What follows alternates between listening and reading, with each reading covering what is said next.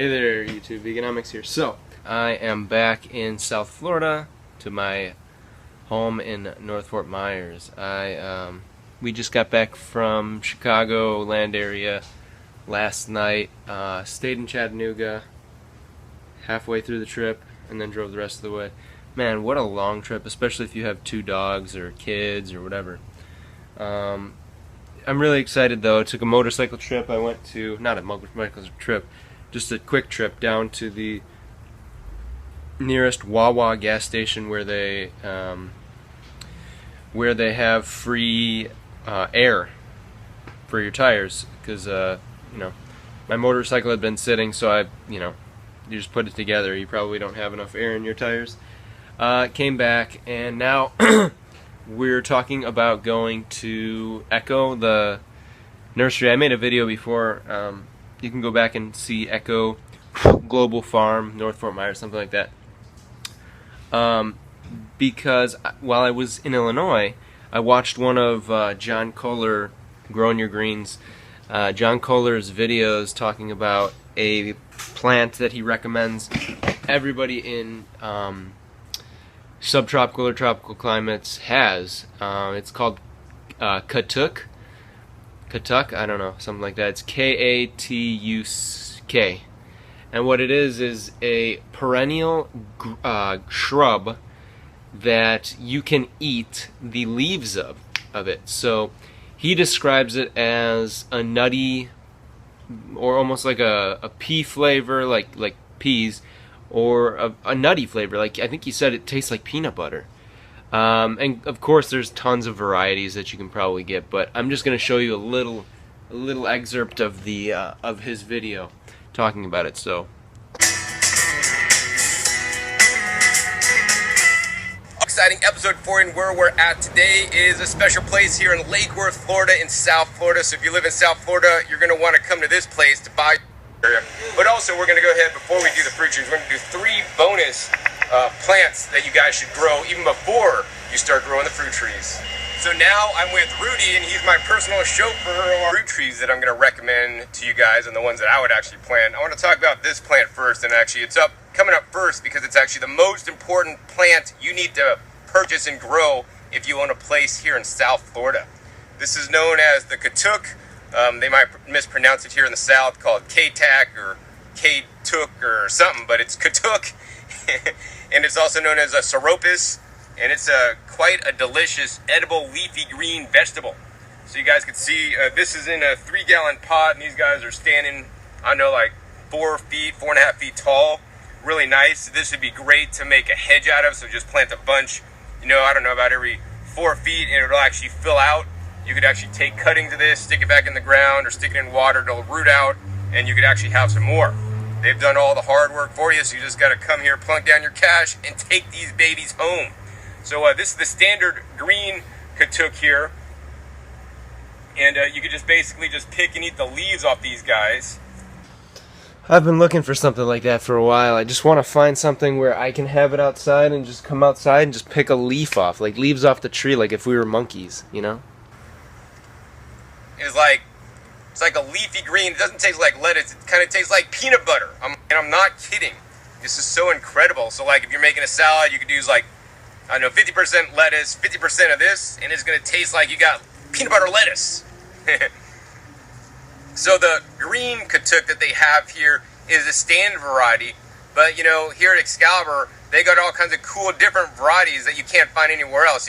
Matter of fact, all the trees and plants that they're offering here, they propagate here except for the citrus. I guess there's special requirements for Katuk that they have here that you're not going to see anywhere else. Is actually a beautiful Katuk. Well, they're all beautiful, but they have actually 2 different kinds of variegated Katuk. You could get it over in Southeast Asia, or you could get it here, and I think it's a lot easier to just buy your plants here instead of going all the way to Asia to smuggle these guys back. So I'm glad they have these. I've never seen them anywhere else, and I saw these first 10 years ago. And since all my travels, I've never seen the variegated anywhere else. So that's definitely really cool. The variegated, it's just, the leaves are a little bit different. They have 2 different variegated kinds. They have like a strongly variegated, mostly variegated or mostly white, and then they have a gently or mild variegated kind, and let me tell you, they both taste like peanut butter. So the next plant I want to share with you guys that you guys should also grow if you live here in South Florida, like for sure, is this guy. This guy is known as the Malabar spinach, and there's a green Malabar spinach. They also have a red Malabar spinach. I actually grew the red Malabar this past year, and the berries are just simply amazing. They're like super rich in antioxidants. And yeah, I'll post a link down below to a video I did when I juiced my Malabar spinach berries. And this guy also is going to do great here, even in the summer heat, no problem. I mean, this guy took 100+ degree weather in my garden, and I'm sure it'll be fine here. The thing it doesn't like is the frost. Another one that I'm not showing today that they also may have here is also known as the water spinach. Another leafy green you guys should grow as well. This is something you're definitely going to want to plant in your space because it's going to provide you guys a year-round food source. Sugarcane. And it's one of the most delicious things in the world. It's these guys. It's a grass, and it's known as sugarcane. Sugarcane grows in the tropics. It takes about, 18 months to fully mature. So yeah, I think we're gonna go. Actually, I want to try to see if they have the Malabar spinach too. I don't think if they have any sugarcane, maybe we can get that too. I want to try to mix it up because I don't want to just be eating one thing and get like, sick on it or get sick of it. So yeah. So while we were gone, the banana trees did fine. I mean, they're doing fine right now. I watered them late last night when we got back. Banana trees, they're really banana plants. But so look what we got going here, man. First little, I guess you would say, germination of the coconut. This one hasn't started yet, but I'm sure it's soon to follow. I did these on the same day, I'm pretty sure. Everything else is doing pretty good. I mean, this looks like there's a little yellowing, and maybe that one too. But nothing some shade and extra water might do. Papaya's doing well. I mean, look at it. And the avocado tree is pretty much in its hibernation right now, I think. As I told you guys last time, avocados in southern Florida will stop growing in November, December, and start up again late February or March, I believe. They kind of just lay dormant and don't require as much watering as the summer months and spring months. But yeah, so there we go. Alright, I just got back from Echo, the global farm in North Fort Myers. I bought 2 of these.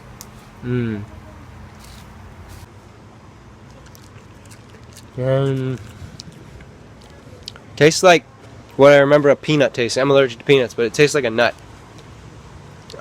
Those are called Katuk. Katuk, something like that. K-A-T-U-C, or K-A-T-U-K. And then we also got, this is what's called garlic chives. So it's like chives from up north, but basically they're flat. Instead of there being like a hole in the middle, they're like flat. And I don't know, maybe they have a garlicky flavor or something. Very good. I didn't film while I was there. I wish I would have filmed while I was there at the global farm because they just have everything. But if you want to see it, go to my other video. But I talked to this guy Aaron for like the same guy I talked to before. I talked to Aaron for probably close to an hour, at least an hour, I would think. And yeah, so I can't wait. These 2 right here are gonna get to be as tall as me, at least, probably more. You can prune them so that they're between 4 and 6 feet, but if you let them go, they go as tall as your house. So I can't wait to just always have greens when I'm outside. Just go outside, pick some leaves, eat them. Now with those, you can overdose on them if you eat 5 to 10 or maybe 25 ounces. And if anyone remembers what an ounce looks like, you buy them in bags, and I mean, 1/8 of an ounce is like this much of something. I don't know what, but an ounce is like a pretty big bag of plant material. And so if you eat 10 ounces of it, yeah. But if you cook it, you don't have to worry about it. I think it's because it's very heavy in vitamin K, he was saying. So some people have stomach problems, or maybe they tell you not to eat it if you're on blood thinners or blood something or other, cholesterol medicine, something like that, which I'm not on, so good. I can eat as much as I want, basically. But it's addicting. It's like, I don't want to eat all the leaves and have the plant just die, but I want to keep eating them. I'm about to shave my head. It's too hot here, man. Coming back from Illinois, it's too hot. I gotta do it. So I bought this, the exact same trimmer I had at my mom's house. I bought it at Walmart, 20 bucks. We gave Misha a little haircut. I don't know if you can see it. But we're gonna use it for me now. Not the same blade. Well, the same blade, but not the same trimmer. And there's Chico. He had a bath today too. Did you have a bath today? No. Hey there, you two, Veganomix here. So, I cut my own hair with the thingy. I think it was worth it, 20 bucks. And basically, I'm gonna have it forever. Not forever, but for a long time. To be able to trim the dogs. We have a dog with longer hair. Trim her hair and then also do mine. So, yeah. Cut your own hair, guys. I mean, you don't need to go get an $8, $10, $13, $20 haircut. If you're guys, I mean, just do it yourself, man. The thing came with like 12 different settings, 12 different lengths. And, you know, just go around your head and then use a pair of scissors to fine-tune it. And that's it. Peace. Oh, I forgot to mention that I bought a book there.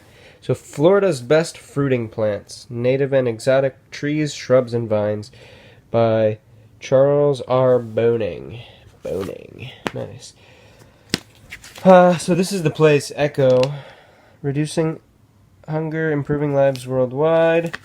You can go there, and if you want to volunteer, you can. They have branches in like tons of different places, I think. So there's that. This, I think, is a... Oh, this is like the newsletter they put out every month. Which I think I signed up for it. But, so anyway, let's just look. I mean, that's lychees right there, pineapple. Just look at all these different... Apple, avocado, banana, cherries, black sapote, blue grape, blueberry, carambola, which is star fruit. I mean, there's so many in here, I don't even know what they're called, or I have never heard of them. Fig, grapefruit, elderberry, coconut palm, guava, jaboticaba, jackfruit, Jamaica cherry, lime, long and loquat, lychee, mandarin, mango, mulberry. I would be really interested in growing one like that, a mulberry tree. Papaya, orange, olive, passion fruit, pear, peach, pecan, persimmon, pineapple, prickly pear, pomegranate, sapodilla or sapodilla, sea grape, which we used to have at the other house, star apple, sugar apple, tamarind. And the cool thing is it like shows you a lot of the maps, like where you can grow this, basically the rainfall, diseases that might be that might affect your fruits. Okay, so yeah, like it's pretty cool. They show you the picture, they show you fruiting calendar, they show you characteristics like ease of care, productivity, cold tolerance, blah blah blah. Really, really a cool book. So I haven't read it yet, but I do recommend people that live in Florida get this book or get something similar so that you can have a quick reference guide. I mean, I was doing fine just using the internet and stuff, but it's nice to be able to have this all in one place. You know what I mean? So yeah.